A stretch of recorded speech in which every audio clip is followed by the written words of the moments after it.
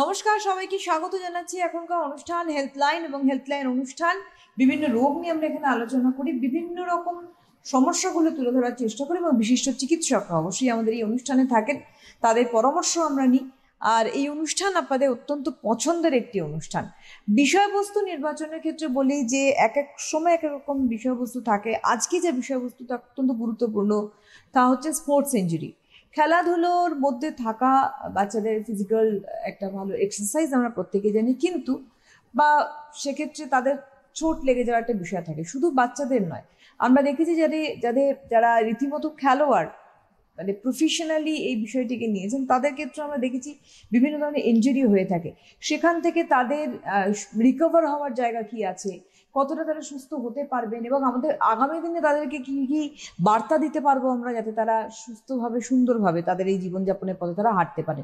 থাকবো আলোচনায়। আমাদের সঙ্গে রয়েছেন ডক্টর প্রাণেশ মণ্ডল, অনেক স্বাগত নমস্কার। গবেষণায় আসার জন্য।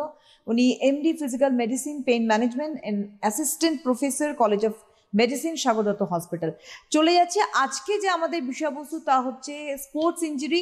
সরাসরি ডাক্তারবাবুর কাছে আবার স্বাগত জানিয়ে বলবো ডাক্তারবাবু, যে এই যে স্পোর্টস ইনজুরি যেটা আমি বললাম, আমরা হতে দেখি চোট লেগে গেল এবং তারপর অনেক সময় আমরা দেখি যে প্রপার ট্রিটমেন্ট না করাতে, টাইমে ট্রিটমেন্ট না করাতে তার হয়তো এই সমস্যাটা এমনভাবে লিঙ্গার করলো, এর পরবর্তীকালে তার ক্যারিয়ারটা কিন্তু অনেকটা সমস্যায় পড়ে যায়।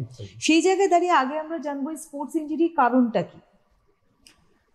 খেলা আমরা দেখতে বা খেলতে প্রায় সবাই ভালোবাসি, কিন্তু মুশকিল হচ্ছে আমাদের অনেক পছন্দের খেলোয়াড় বা পছন্দের হিরো যারা, তাদের অনেকেই হয়তো প্রতিভা থাকা সত্ত্বেও নিজের কেরিয়ার লম্বা করতে পারেননি, বা অনেকে র্যাঙ্কিংয়ে চূড়ায় থেকে বা অলিম্পিক মেডেল জিতেও তাদের হঠাৎ করে বিদায় নিতে হয়েছে।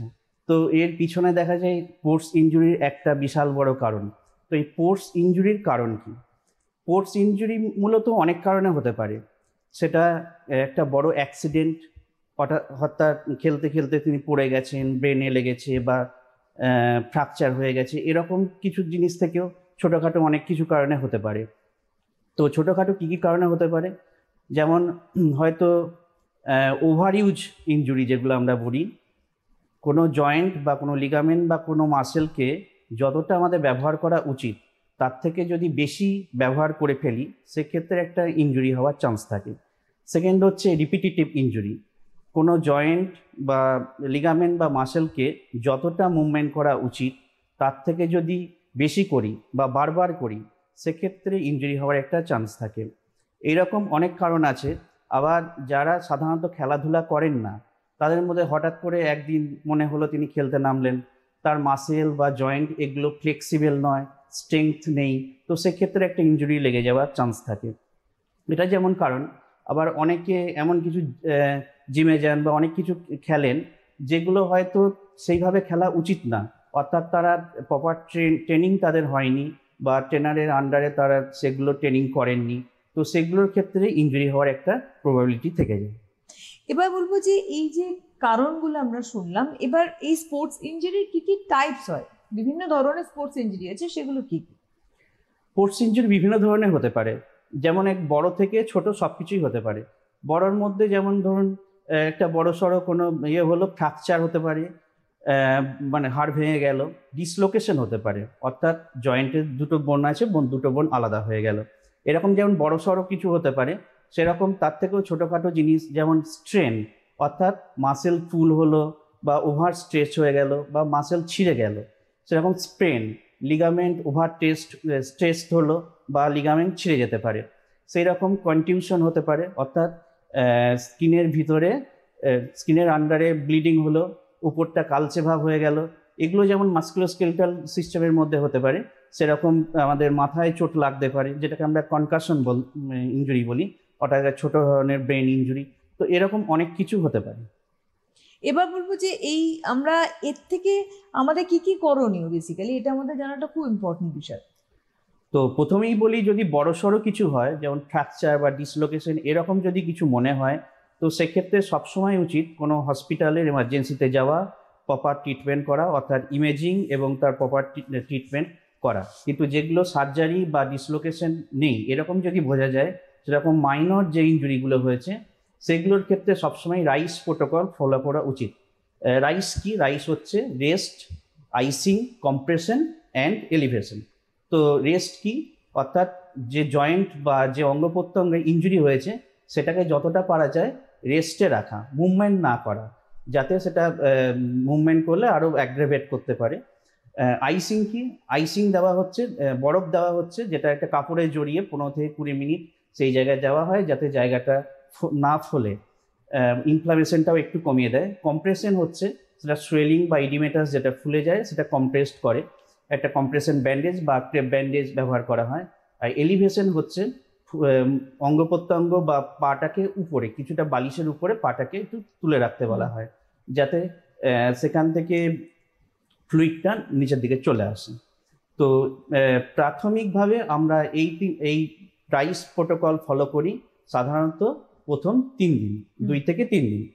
কিন্তু তারপরেও যদি পেইন পারসিস্ট করে, ব্যথা থেকে যায়, সেক্ষেত্রে পেইন ম্যানেজমেন্টের জন্য অনেক কিছু চিকিৎসা আছে, সেগুলো ধাপে ধাপে আমাদের করা হয়। যেমন কিছু মেডিসিন, খাবার ওষুধ, ব্যথা কমানোর ওষুধ, কিছু মোডালিটিস আছে, ডিফিট মোডালিটিস বা ইলেকট্রোথেরাপি, এগুলো করা হয়। তার সঙ্গে কিছু কিছু একদম প্রথম দিকে কিছু কিছু এক্সারসাইজ বলা হয়। কিন্তু তাতেও যদি সেগুলো না কমে সেক্ষেত্রে আরও অ্যাডভান্সড কিছু পেইন ম্যানেজমেন্ট প্রসিডিওর আছে যেগুলো আমাদের পরবর্তী ধাপে করা হয়। এই যে বললেন অ্যাডভান্স ম্যানেজমেন্ট, মানে পেইন ম্যানেজমেন্ট পদ্ধতি, তার মানে আমরা তো সবসময় দেখেছি চিকিৎসা ব্যবস্থা অত্যাধুনিক অনেক ব্যবস্থাপনা রয়েছে যেখানে আমরা তাড়াতাড়ি সুস্থ হই। তো যেহেতু এই ধরনের ইনজুরির ক্ষেত্রে একসময় অত্যাধিক পেইন হয় এবং সেই পেইনটাকে মানে ম্যানেজ করার জন্য এখনকার চিকিৎসা পদ্ধতিতে কি কি সাপোর্ট আমরা পেতে পারি? তো পোস্ট ইনজুরিতে যখন একটা খেলোয়াড় ইনজুরি পেয়ে গেছেন, তো তার তো লক্ষ্য থাকে যে আমি কবে খেলতে নামবো, তো সেটার জন্য তাকে রিহ্যাবে যেতে হয়। কিন্তু সেই রিহ্যাবে আমরা যখনই যেতে বলি, কোনো এক্সারসাইজ, একটা প্রোটোকল বা এক্সারসাইজ শিডিউল দিই, তখনই প্রবলেম যেটা হয় সেটা হয় ব্যথা। তার ব্যথাটা এতটাই থাকে যে সে এক্সারসাইজ বা সেই ইয়েগুলো ফলো করতে পারেন না। তো আমাদের পেন ম্যানেজমেন্ট বা ইনফ্লামেশনটা কমানোর জন্য কিন্তু আমাদের অনেক পদ্ধতি অবলম্বন করতে হয়। তো কিছু খাবার, ওষুধ, ফিজিওথেরাপি যেগুলো, ইলেকট্রোথেরাপি বা ডিফিট মোডালিটি, এগুলো দেওয়ার পরও যদি তার পেইন না কন্ট্রোল হয় সেক্ষেত্রে অ্যাডভান্স প্রসিডিওরে কিছু যেতে হয়।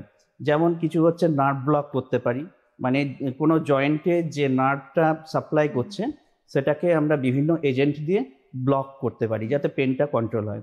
কখনো আমরা জয়েন্টের ক্ষেত্রে কোনো ইনজেকশন দিই, ইন্টারআর্টিকুলার ইনজেকশন, জয়েন্টের ভিতরে কিছু ইনজেকশন দেওয়া হয় যাতে জয়েন্টের ইনফ্লামেশনটা বা সোয়েলিংটা কমে যায়। কিছু কিছু ক্ষেত্রে যেমন মাসেল ইনজুরি বা লিগামেন্ট ইনজুরির ক্ষেত্রে আমরা পিআরপি ব্যবহার করি। পিআরপি হচ্ছে প্লেটলেট রিচ প্লাজমা, অর্থাৎ রুগী বা খেলোয়াড় যিনি ইনজুরি পেয়েছেন তার নিজের রক্তটাই সেন্ট্রিফিউজ মেশিনের দ্বারা প্লেটলেট যেটা, সেই অংশটাকে ডেনসিটিটা বাড়ানো হয়। নর্মাল ব্লাডের থেকে তার প্লেটলেটের ডেনসিটিটা 3 থেকে 6 গুণ বেশি থাকে, যেটা আমরা যে অংশে আঘাত পেয়েছে, মানে মাসেল বা লিগামেন্ট যেটা ছিঁড়ে গেছে, সেখানটায় যদি আমরা ইনজেক্ট করি সেক্ষেত্রে যে হিলিং প্রসেসটা সেটা অগমেন্ট হয়। ঠিক আছে, সেটা আরও তাড়াতাড়ি, মানে আরও দ্রুত কাজ করে। ওকে, একটা নর্মাল আমরা এইগুলোর মানে কনভেনশনাল যে প্রচলিত যে পদ্ধতি, সেগুলোতে কি হয়, আমরা লিগামেন্ট বা মাসেল যেগুলো অলরেডি ক্ষতিগ্রস্ত হয়েছে বা ছিঁড়ে গেছে সেগুলো ন্যাচারাল ওয়েতে হিল করতে অনেকটা টাইম নেয়।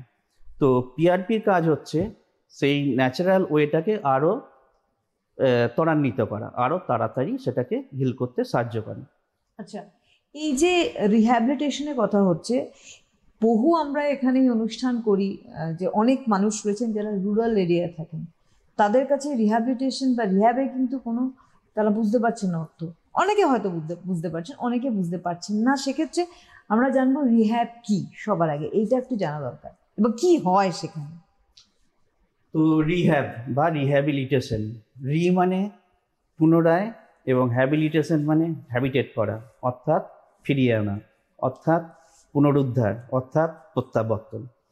তো রিহ্যাবিলিটেশন জিনিসটা কি, কারা করেন এবং কি করেন, এটা হচ্ছে সবারই একটা কৌতূহল।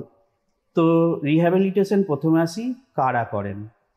তো রিহ্যাবিলিটেশন পদ্ধতিটা মেনলি একটা টিম বেসড, কোনো একজনের পক্ষে যে আমি পুরোটা করব এটা সম্ভব নয়। তো এই টিমে কারা থাকেন? সাধারণত পোস্ট রিহ্যাবের ক্ষেত্রে একজন রিহ্যাব স্পেশালিস্ট থাকবেন, যিনি পুরো টিমটাকে লিড করবেন। রিহ্যাব স্পেশালিস্ট মানে ফিজিক্যাল মেডিসিন রিহ্যাবিলিটেশন যারা বিশেষজ্ঞ, তারা টিমটাকে লিড করবেন। তার সঙ্গে কারা থাকবেন? প্রয়োজন মতো একজন অর্থোপেডিক সার্জন থাকতে পারেন, একজন স্পোর্টস ফিজিশিয়ান থাকবেন, এবং তার আন্ডারে ফিজিওথেরাপিস্ট, অকুপেশনাল থেরাপিস্ট, অর্থোটিস্ট,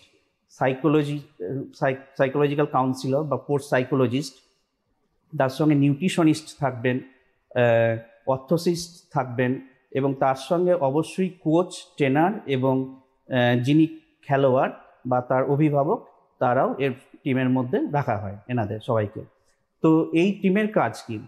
টিমের কাজ হচ্ছে আমাদের প্রথমত বলে রাখি, এর উদ্দেশ্য একটাই, সেটা হচ্ছে রিটার্ন টু প্লে, অর্থাৎ তাকে আবার খেলার মাঠে, খেলোয়াড়কে আবার পুনরায় খেলার মাঠে ফিরিয়ে দেওয়া। তো সেটার জন্য আমাদের কিছু প্ল্যান করতে হয়। মানে প্রথমে হচ্ছে তার ইনজুরি কতটা সিভিয়ারিটি বা কতটা ডিউরেশন, সেগুলো দেখে আমাদের একটা প্রোটোকল ঠিক করতে হয়। তো কিছু কিছু ক্ষেত্রে দেখা যায় যে আমাদের কনজারভেটিভ ম্যানেজমেন্ট অর্থাৎ নন সার্জিক্যাল ম্যানেজমেন্টে তার চিকিৎসা সম্পূর্ণ হবে না, সেক্ষেত্রে অর্থোপেডিক সার্জন বা অন্য স্পেশালিটির কোনো সার্জনদের দিয়ে তার সার্জারি করে তারপর তার রিহ্যাব স্টার্ট করতে হয়। আর যেগুলো সার্জারির দরকার নেই নন সার্জিক্যাল প্রসিডিওরের মধ্যে, সেগুলো যেমন এক্সারসাইজ থেরাপি কিছু দেওয়া হয়। তো পেন ম্যানেজমেন্ট যেমন একটা পার্ট রিহ্যাবের, তার পরবর্তী ধাপ কিন্তু আমাদের হচ্ছে সেটা জয়েন্টটাকে রেঞ্জ অফ মোশন অর্থাৎ জয়েন্টটাকে ফ্লেক্সিবল করা অর্থাৎ জয়েন্টটা যতটা একটা সাধারণ মানুষের জয়েন্ট ধরুন 100 ডিগ্রি বা 120 ডিগ্রি যদি কোনো জয়েন্ট মুভ করে, তো 120 ডিগ্রি জায়গায় যদি 90 ডিগ্রি বা 100 ডিগ্রি যদি কোনো জয়েন্ট মুভ করে, তাহলে আমাদের নর্মাল যে কাজকর্ম করি, সিডেন্টারি অ্যাক্টিভিটি করি, তাতে হয়তো কোনো সমস্যা হবে না। কিন্তু একজন খেলোয়াড়ের ক্ষেত্রে কিন্তু 120 ডিগ্রি যে জয়েন্টটা মুভ করতে পারে, তাকে 120 ডিগ্রিই কিন্তু মুভ করতে হবে, না হলে কিন্তু সেই খেলোয়াড়ের পুরোপুরি পারফরমেন্স আসবে না। মানে যে তো বোলারকে যদি বলি, আমরা যদি চোট লেগে থাকে আমাদের শোল্ডারে, তো তাকে তো সেই মুভমেন্টটা তাকে সেই অবধি আনতে হবে। তার হাতটা যদি পুরোটা না ধরে, তাহলে কিন্তু তিনি নর্মাল স্পিডে বা নর্মাল লেংথে বল করতে পারবেন না। একদম। তো আমাদের প্রাথমিক কাজ হচ্ছে সেই জয়েন্টের রেঞ্জ অফ মোশনটা ফিরিয়ে আনা, ঠিক আছে? তার সঙ্গে যে পারিপার্শ্বিক যে মাসেলগুলো আছে সেগুলোকে ফ্লেক্সিবল করা, মানে স্ট্রেচিং এক্সারসাইজ সঙ্গে স্ট্রেনথেনিং এক্সারসাইজ, এবং মাংসপেশিগুলোকে জোর বাড়ানো। এটা গেল দ্বিতীয় ধাপ।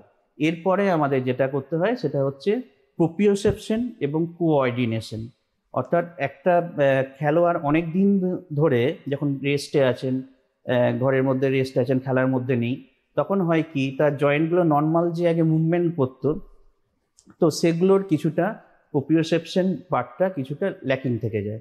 তো সেইগুলোর আবার ট্রেনিং দরকার। এটা ট্রেনিংটা খুবই ভাইটাল। এটা না হলে, প্রোপিওসেপশন ট্রেনিং না হলে পরবর্তী ক্ষেত্রে কিন্তু আরও ইনজুরি হওয়ার চান্স থাকে। তো আমাদের যেমন একটা জয়েন্টকে পুরোপুরি ফ্লেক্সিবল করা, রেঞ্জ অফ মোশন ফিরিয়ে আনা বা প্রোপিওসেপশন এগুলো যেমন ফিরিয়ে আনা হয়, সেই রকম এটাও দেখতে হয় যাতে নতুন করে ইনজুরিটা আবার অ্যাগ্রেভেট না করে, বা আবার নতুন করে কোনো একটা ইনজুরি পরবর্তী ক্ষেত্রে যেন না আসে। তো পুরো জিনিসটা কিন্তু একটা রিহ্যাবের পুরো পার্ট। এবং এরপর এটা ছাড়াও যেগুলো আমাদের মাথায় রাখতে হয় সেটা হচ্ছে স্পোর্টস সাইকোলজিস্ট, কারণ সাইকোলজি পার্টটা খুব ভাইটাল। একজন খেলোয়াড় সে খেলতে পারছে না, দীর্ঘদিন ধরে ঘরে বসে আছে, তো তার মানসিক ডিপ্রেশন বা মানসিক কন্ডিশন কিন্তু খুব একটা ভালো থাকে না। তো সেই পার্টগুলো কিন্তু একজন কাউন্সিলিংয়ের দরকার হতে পারে। এটা যেমন দরকার, সেরকম নিউট্রিশনিস্টের কিন্তু একটা ভাইটাল রোল আছে। কি তার ডায়েট হবে, ঠিক আছে, প্রোটিন কতটা কার্বোহাইড্রেট, কতটা ফ্যাট বা ফ্লুইডের পরিমাণ কি, সবগুলোই কিন্তু একটা, কারণ আমরা এক্সারসাইজ এগুলো করতে বলছি, একটা প্রোটোকল দিচ্ছি, তার সঙ্গে কিন্তু পুরো বডির হেলথটাও কিন্তু একটা ভাইটাল ব্যাপার। এবং তার সঙ্গে আরেকটা জিনিস মাথায় রাখতে হবে, ধরুন কারো শোল্ডার ইনজুরি হয়েছে, তো শোল্ডার ইনজুরি হয়েছে মানে আমি কি শুধু শোল্ডারটাই দেখব? এটা নয়, পুরো বডিটা নিয়ে কিন্তু আমাকে ভাবতে হবে। আমি এখানে একটা গল্প ঠিক না, বাস্তব ঘটনা বলছি। নীরজ চোপড়াকে আমরা সবাই চিনি, অলিম্পিক গোল্ড মেডালিস্ট। তো 2021-এ তিনি টোকিওতে অলিম্পিক গোল্ড মেডেল নিয়ে করেছিলেন। তো 2019-এ একটা খবর বেরোয়, একটা খুব টাইমস অফ ইন্ডিয়াতে, সেখানে যেটা খবরটা বেরোয় যে নীরজ চোপড়া এলবোতে মানে কনুইয়ে অপারেশন হয়েছে, কিন্তু সেটা হয়েছে একটা মিসম্যানেজমেন্টের জন্য, ট্রিটমেন্ট ঠিক হয়নি। সেটা কি জন্য? Athletic federation of India AFI যেটা কোট করে যে নীরজ চোপড়ার যে প্রাইভেট ফিজিও আছে, নিজস্ব যে ফিজিও যারা থাকেন, তিনি নীরজ চোপড়ার শোল্ডারে টাইটনেস আছে এবং লোয়ার ব্যাক মাসেল উইক আছে, তো সেইটাকে তিনি মিস করে গেছেন। যার জন্য কি হচ্ছে, সেভেন ছুটছে, জাভলিন ছুটছে, তো তার কোমর এবং শোল্ডার জয়েন্ট পুরো যাচ্ছে না, যার জন্য তার কনুইয়ের ওপর প্রেশার পড়ছে এবং দীর্ঘদিন ধরে প্রেশার পড়ার জন্য কনুইয়ে সার্জারির প্রয়োজন হয়েছে। তো এই জিনিসটা আমরা কিন্তু এটা জানলাম, আমরা শুধু ঘটনাটা জানি, কারণটা জানতাম না। তো মানে এটা একটা একটু আগে আপনি বলছিলেন যে বেশি ইউজ হলে, তার মানে আমার এই পোর্শনে এলবো পোর্শনটা আমার বেশি ইউজ হচ্ছিল, যেহেতু আমি স্ট্রেংথ পাচ্ছিলাম না, দ্যাটস ওয়াই এই জায়গাটা প্রবলেম হয়েছে নিশ্চয়ই। তো প্রত্যেকটা জয়েন্টের ক্ষেত্রে কিন্তু আমাদের ফ্লেক্সিবিলিটি, রেঞ্জ অফ মোশন এগুলো দেখতে হয়, তার সঙ্গে স্ট্রেংথটাও খুব জরুরি।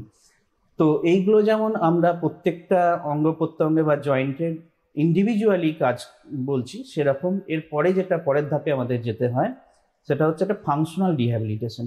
অর্থাৎ প্রত্যেকটা জয়েন্ট মাসেল কন্ডিশনিং হলো, তারপরে তাকে কিন্তু খেলাতে ফিরতে হবে, ঠিক আছে? তো এই রিটার্ন টু প্লে, তো এই রিটার্ন টু প্লের জন্য কিন্তু আমাদের কয়েকটা ধাপ আছে, পরপর ধাপ। তো প্রথমে তাকে কোনো একটা খেলায় অংশগ্রহণ করতে বলা হয়। এমন নয় যে সে হয়তো হকি খেলছে মানে তাকে হকিই খেলতে হবে, তাকে হয়তো লাইট কোনো একটা গেম দেওয়া হলো, সেটাই তিনি প্রথমে অংশগ্রহণ করলেন। হয়তো তাকে বলা হলে ছোটার জন্য, ঠিক আছে? যখন দেখা গেল তিনি ছুটছেন বা জাম্প করছেন, সেগুলো মোটামুটি ঠিক আছে, তখন বলা হলো ঠিক আছে এবার হালকা করে হকি খেলতে পারে। মানে প্রথমে পার্টিসিপেশন করা হলো, ঠিক আছে? তারপর কোনো একটা স্পোর্টসে দেওয়া হলো, তারপর স্পোর্টস যখন হয়ে গেল তখন রিটার্ন টু প্লে মানে অরিজিনাল। প্রথমে তার হকিতে লাইট কিছু একটা খেলতে বলা হলো, তারপরে যখন নর্মাল, তারপরে একটু ইন্টেন্সিটি বাড়ানো হলো, মানে কম্পিটিটিভ গেমে নামানো হলো। তো এইভাবে আস্তে আস্তে ধাপে ধাপে রিটার্ন টু প্লে করা এগোনো হয়, এভাবে এগোতে। আচ্ছা, আরেকটা কথা বলবো, এই যে ফিরে আসা আবার নতুন ভাবে নিজের কাজে, কর্মস্থলই বলবো, যারা খেলোয়াড় বেসিক্যালি তাদের ওটাই তাদের স্বপ্ন থাকে, তো সেই জায়গায় যে ফিরে আসা, এই প্রত্যাবর্তনের সময়, এই ফিরে আসার সময় আমাদের পেশেন্ট বা খেলোয়াড় যারা রয়েছে তাদের কি কি মানে বিষয়ে নজর রাখা, ইন ফিউচারের ক্ষেত্রে নজর রাখা উচিত? যখন তিনি খেলায় ফিরে আসছেন তখন সবসময়ই একটা মানসিকভাবে, আমি প্রথমেই বললাম, মানসিকভাবে একটা অবসাদ বা থাকে যে অনেক দিন ধরে ঘরে বসে আছি, তো আমাকে খুব তাড়াতাড়ি নামতে হবে। তো দেখতে হবে যেন এটা খুব তাড়াতাড়ি, মানে এমন নয় যে সেটা প্রিম্যাচিওর হয়ে গেল, মানে যখন আমি সেই টার্গেটে পৌঁছলাম না, আমি তার আগেই খেলতে নেমে পড়লাম, বা যেটা হয়তো আমি পারছি না সেটা আমি লুকিয়ে গেলাম, যে ওই টার্গেট আমি অ্যাচিভ করতে পারছি না, লুকিয়ে গেলাম। তো এই জন্য আমাদের ইন্ডিয়ান ক্রিকেট টিমেও একটা ইও টেস্ট বলে একটা আছে, যে যখন তারা ইনজুরি থেকে ওঠে, ওটা যদি সে সাকসেসফুলি করতে পারে তখন তাকে খেলতে নেওয়া হয়। তো এইরকম কিছু কিছু টেস্ট এখন দেখা হয়। তো খেলোয়াড়দের কিন্তু অবশ্যই এটা মাথায় রাখা উচিত যে চোটটা অলরেডি আছে সেটা যেন আবার নতুন করে অ্যাগ্রেভেট না করে, সেটা যেমন দেখা উচিত। তার সঙ্গে যে টার্গেটগুলো অ্যাচিভ করতে বলা হয় বা যেগুলো ধাপে ধাপে যেভাবে বলা হচ্ছে, সেগুলো কিন্তু পরপর মেনে চলা উচিত এবং আন্ডার ট্রেনারের প্রপার বা কোচের প্রপার গাইডেন্সে সেটা করা উচিত। এবার বলবো, এগুলো তো গেল চোট পেলে, এবার চোট না পাওয়ার জন্য, অর্থাৎ স্পোর্টস ইনজুরি থেকে বাঁচতে আমাদের কি কি করণীয়? হ্যাঁ, খুব ভালো কোশ্চেন। স্পোর্টস ইনজুরি থেকে বাঁচার জন্য কি কি করতে হবে? তো প্রথমেই যেটা মেনে চলা উচিত, আমি বলবো এটা খেলা শুরু করার আগেই দেখা উচিত। মানে যিনি তখনও খেলোয়াড় হিসাবে শুরু করেননি তার আগেই কিন্তু দেখা উচিত। কিন্তু মুশকিলের ব্যাপার হচ্ছে আমাদের ভারতে তো যখনই কোনো ডাক্তারবাবুর কাছে আসেন সমস্যা না হলে কেউ আসেন না, এবং যে যার মতো যে যার মতো খেলোয়াড় হয়ে একটা লেভেলে পৌঁছে যখন ইনজুরি পান তখন আসেন।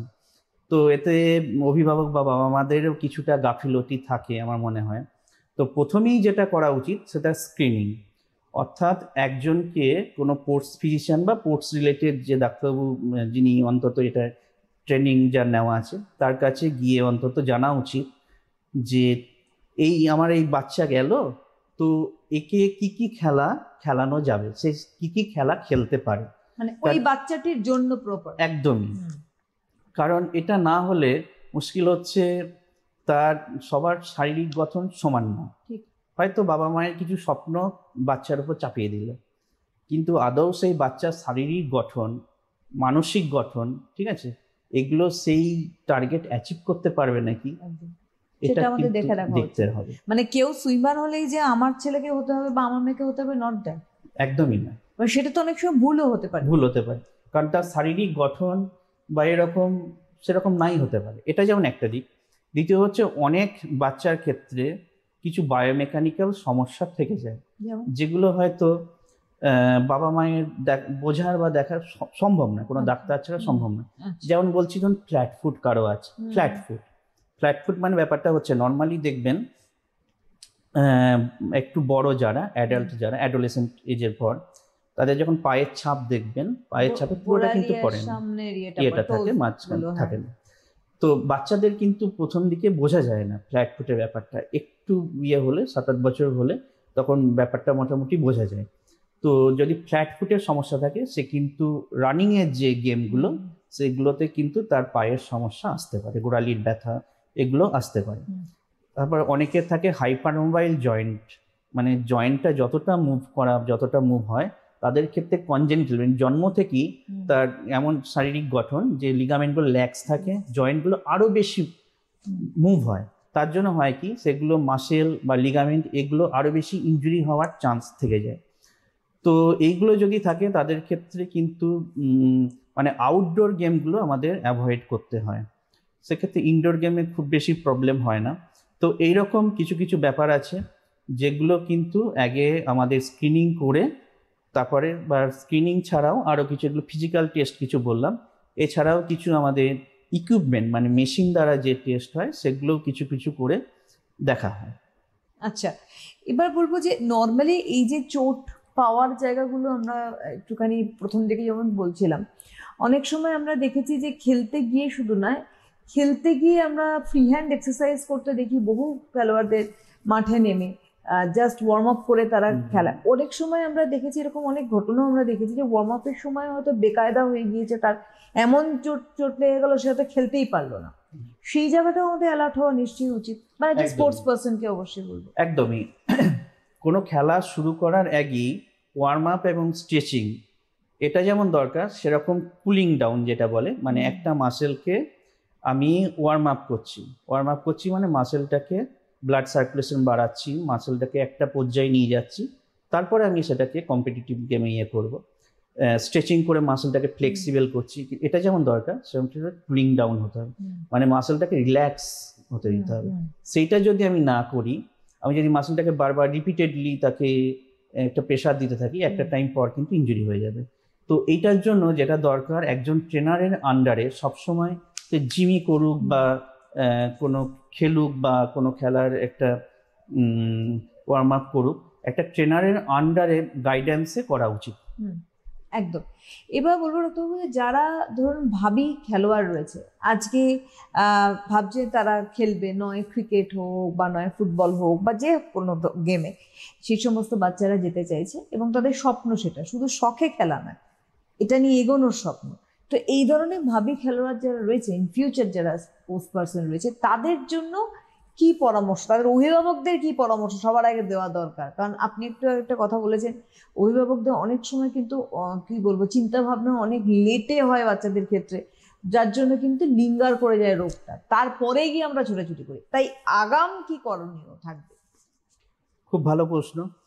তো অভিভাবকদের আমি বলবো, সবারই তো একটা স্বপ্ন থাকে, স্বপ্ন থাকা দোষের না, কিন্তু স্বপ্নটা চাপিয়ে দেওয়া দোষের। একদম। ঠিক আছে, তো প্রথমে আপনার বাচ্চার মানসিক এবং শারীরিক গঠনের কথা ভাবা উচিত। আমি তাকে চাপিয়ে দিলাম এটা ব্যাপার না, সে জিনিসটা নিয়ে সত্যিই কি এগোতে পারবে, শুধু এগোনো ব্যাপার নয়, সে জিনিসটা নিয়ে কি সারা জীবন সত্যিই ভালো থাকবে মানসিকভাবে এবং শারীরিকভাবে, দুটোই কিন্তু দেখা উচিত। এবং আমি যেটা প্রথমে আগেও বলেছি, তো খেলোয়াড় হওয়ার আগে তার কিন্তু স্ক্রিনিং দরকার, এবং স্ক্রিনিংয়েই তার ধরা পড়বে সে আউটডোর গেম খেলতে পারবে কি ইনডোর গেমেই তাকে সাফিসিয়েন্ট থাকতে হবে, বা যদি আউটডোর গেম খেলেও তাহলে কোন কোন গেম তার খেলা যাবে বা কোন কোন গেম খেলা যাবে না। ঠিক আছে, এই পার্টগুলো কিন্তু খুব ভাইটাল, এগুলো যেমন মাথায় রাখতে হবে, সেরকম সাইকোলজিক্যাল পার্টগুলো কিন্তু মাথায় রাখা জরুরি। তার সঙ্গে স্পোর্টস নিউট্রিশনের যে পার্টটা বললাম সেটাও কিন্তু মাথায় রাখতে হবে। এই যে নিউট্রিশনের জায়গায় আমরা নর্মালি স্পোর্টস পার্সনদের দেখি, তাদের আলাদা একটা ডায়েট থাকে এবং সেক্ষেত্রে তারা হয়তো অ্যাডাল্ট, তার জন্য তাদের একরকম। বাচ্চাদের ক্ষেত্রে যারা ধীরে ধীরে এই জগতে আসতে চাইছে, তাদের ক্ষেত্রেও কি একটা আলাদা ডায়েট তৈরি করা উচিত, যেহেতু তারা ছোট? সব থেকে বড় বিষয়। একদমই, সেটা অবশ্যই ডায়েটিশিয়ানের পরামর্শ নেওয়া উচিত, কারণ সবার ক্ষেত্রে সেম ডায়েট হওয়া উচিত নয়, কারণ সবার কিছু কিছু মেটাবলিজমের ব্যাপার থাকে, কারো শারীরিক গঠন, ওবেসিটি, এগুলো উপর ডিপেন্ড করে ডায়েট চার্ট বানানো হয়। তো সাধারণত যেটা আমরা ফলো করি ওভারঅল, সবসময় আমরা সুষম খাবার দিতে বলি, কখনোই প্রথম থেকেই আমরা খুব হাই রিচ প্রোটিন খাবার বা কোনো একটা কম্পোনেন্ট খুব বেশি এরকম সাধারণত বলা হয় না, সুষম খাবারই বলা হয়। তারপরে তার প্রয়োজন মতো কোনো যেটা তার দরকার সেই মতো তার মডিফাই করা হয়।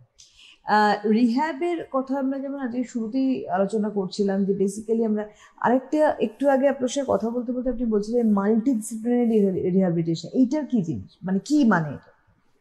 মাল্টিডিসিপ্লিনারি রিহ্যাব হচ্ছে মানে ধরুন কারো একটা কনকাশন হয়েছে, ঠিক আছে, কনকাশন মানে হচ্ছে একটা ছোটখাটো ব্রেন ইনজুরি। হ্যাঁ, তো আমি তো এটা তো ব্রেনের ব্যাপার, ব্রেনের মানে নিউরোলজিক্যাল কিছু কিছু সিমটম। তো এটা হলে কি হয়, সাডেনলি তার ব্রেন ফাংশন কিছু স্টপ করে দেয়, ঠিক আছে। তো তার জন্য কি হতে পারে, লস অফ কনসাসনেস, অজ্ঞান হয়ে যেতে পারে, কখনো কখনো সিজার মানে খিঁচুনি যেটা বলি সেটা হতে পারে, কারো মেমোরি লস হতে পারে, ঠিক আছে। তো এইরকম কিছু কিছু ব্যাপার থেকে যায়, কিছু হয়তো কনফিউজড হয়ে গেছেন সেই টাইমে, কোথায় আছেন কি করছেন এগুলো। তো এগুলোর ক্ষেত্রে যেমন একটা রেস্ট নিতে বলা হয়, সেই রকম মেজর কেসে কিন্তু একজন নিউরোসার্জন বা নিউরোলজিস্টের পরামর্শ নিতে হয়। সেরকম ধরুন কোনো ফ্র্যাকচার বা ডিসলোকেশন হয়েছে, সেখানে কিন্তু একজন অর্থোপেডিক সার্জনের কিন্তু পরামর্শ নিতে হবে। তো এই রকম যে এক একটা স্পেশালিটি যে বিভিন্ন আছে, তো যখন রিহ্যাবে আমাদের যাবে কোনো খেলোয়াড়, যখন রিহ্যাবে যাবে তার কিন্তু পুরো বডির কথা ভাবা হবে, এবং তার যদি কোনো ব্রেন বা ঘাড়ে কোনো চোট থাকে সেক্ষেত্রে যখন নিউরোলজিস্টের পরামর্শ নেওয়া হয়, সেরকম কোনো অর্থোপেডিক্যালি কোনো থাকলে বা যদি কোনো সার্জারি দরকার হতে পারে, আর্থ্রোস্কোপিক্যালি সার্জারি দরকার হয়, তো সেখানে অর্থোপেডিক সার্জনের পরামর্শ নেওয়া হবে। যদি কোনো সাইকিয়াট্রিক কোনো থাকে সেখানে একজন সাইকিয়াট্রিস্টের ওপিনিয়ন নেওয়া হবে। বা যদি দেখা যায় জিআই সিস্টেম বা কার্ডিওভাস্কুলার, যেটা খুব ভাইটাল, কার্ডিওভাস্কুলার যদি কোনো ডিটেক্ট হয় সেক্ষেত্রে অবশ্যই একজন কার্ডিওলজিস্টের পরামর্শ নেওয়া হবে। এগুলো যেমন একটা গেল মাল্টি স্পেশালিটির দিক থেকে, সেরকম ফার্দার যেগুলো আছে ফিজিওথেরাপিস্ট, তার রোল যেমন একটা ফিজিক্যাল থেরাপির পার্টটা, সেরকম অকুপেশনাল থেরাপি, ওভারঅল পার্টটা কিন্তু দেখতে হবে। সুতরাং আজকে আর আমাদের হাতে সময় নেই, তবে অনেকটা না বিষয়টা অনেকটা বিস্তৃত, সময়টা বড় কম। আগামীতে নিশ্চয়ই আমরা এই নিয়ে আরো বিস্তারিত আলোচনায় নিশ্চয়ই ফিরবো এবং আমরা পাবো আমাদের মাঝে ডাক্তারবাবুকে। অনেক অনেক ধন্যবাদ জানাবো আবার আপনাকে, ধন্যবাদ আপনাদের জানাই, নমস্কার।